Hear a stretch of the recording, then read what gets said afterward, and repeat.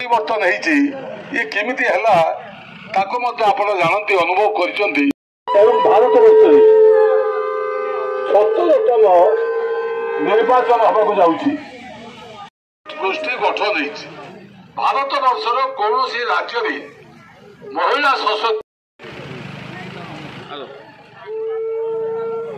मानक सम्मान दवा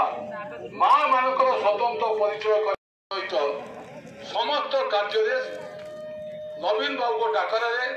माँ मैंने जाऊँगी आज प्रमाण हो माँ गोष्ठी गठन होती भारत वर्षर कौन राज्य में महिला सशक्त बंधगा ग्राम पंचायत विजु जनता तलपुर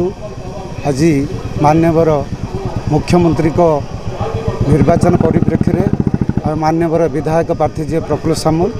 तांको आम रोड शो माध्यम मोटरसाइकेल विभिन्न महिला मान विभिन्न छक जगार पुष्पगुच्छ दे प्रदान करी आम तांकर शंख चिन्ह विपुल बाजार बंधगा पंचायत केमिति वृद्धि हम आ विपुल संख्यार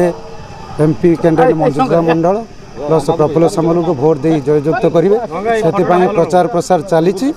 आम से मात्रा आम बाइक रैली प्लस महिला मान ये आम सबू आणिके